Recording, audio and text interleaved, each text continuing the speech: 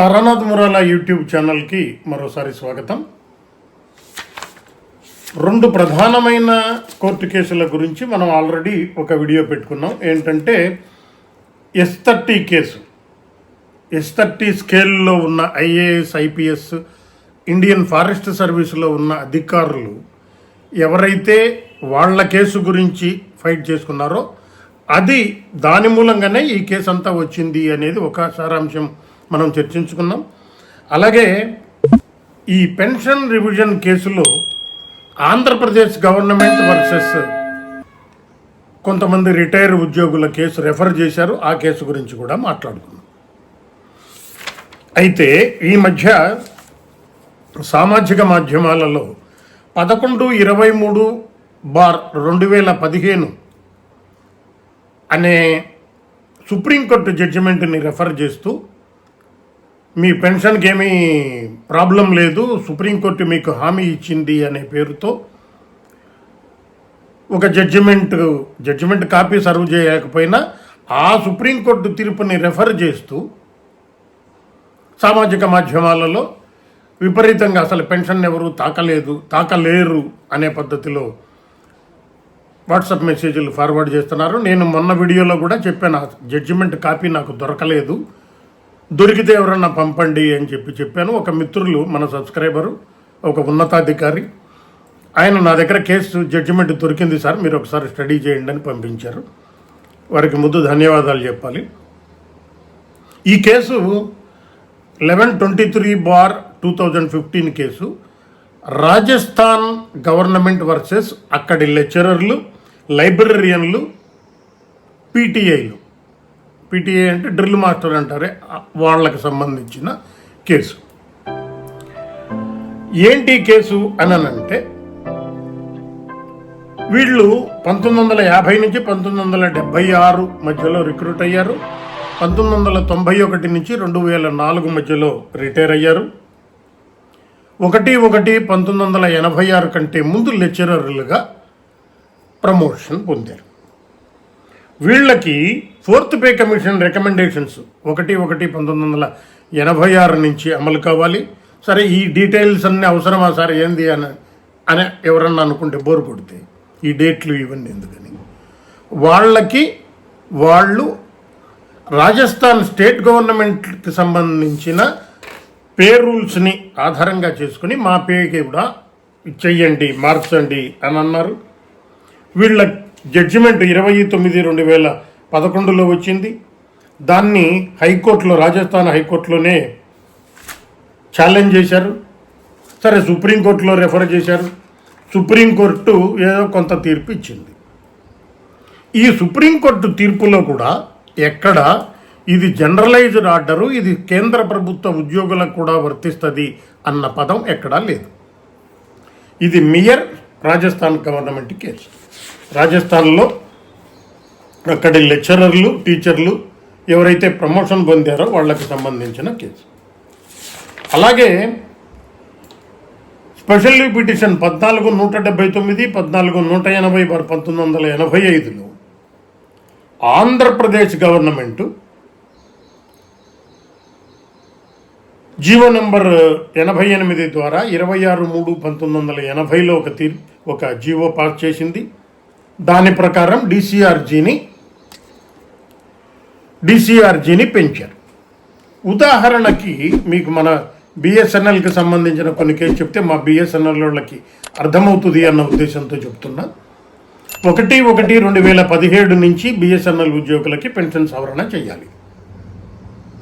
2015లో 2015లో ఒక అతను రిటైర్ అయ్యాడు అనుకుందాం. 1/1/2017 నుంచి డిసిఆర్జీ పెంచితే 2015లో రిటైర్ అయిన వాడికి ఈ డిసిఆర్జీ పెంపు వర్తిస్తుందా? వర్తించదు కదా. పెన్షన్ వర్తిస్తుంది తప్ప డిసిఆర్జీ పెంపుదల వర్తించదు కదా.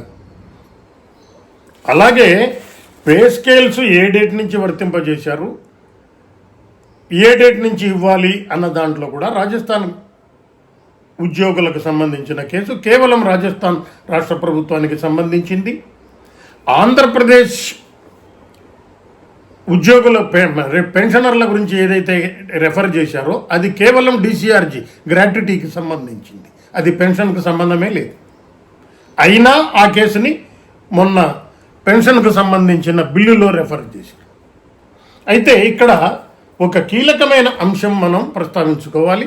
ఏంటంటే అర్థమయ్యేలాగా కొంతమందికి ఒక లైన్మెన్, ఆర్ఎంఓ, రెగ్యులర్ మజ్దూర్ లాంటి వాళ్ళకి అర్థం కావడానికి చెప్తున్నాను. 2026లో ఇప్పుడు కేంద్ర ప్రభుత్వ ఉద్యోగులకి ఒక రెగ్యులర్ మజ్దూర్ ఎవరన్నా అపాయింట్ అయితే అతన్ని 18,000 బేసిక్లో రిక్రూట్ అవుతాడు.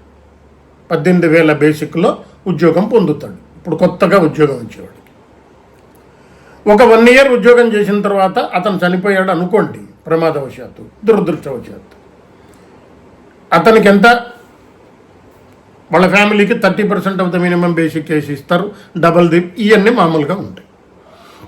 అలా కాకుండా ఈ 18,000 బేసిక్లో ఎంత పెన్షన్ అతనికి ఇవ్వాలి అని అంటే 50% అతనికి పెన్షన్గా ఉండాలి. మినిమం రూల్ అది, అంటే 9,000 ఉండాలి. ఇప్పుడు కేంద్ర ప్రభుత్వ ఉద్యోగులకి కనీస పెన్షన్ ఎంత? 9,000. బిఎస్ఎన్ఎల్ ఉద్యోగులకి కనీస పెన్షన్ ఎంత? 3,500.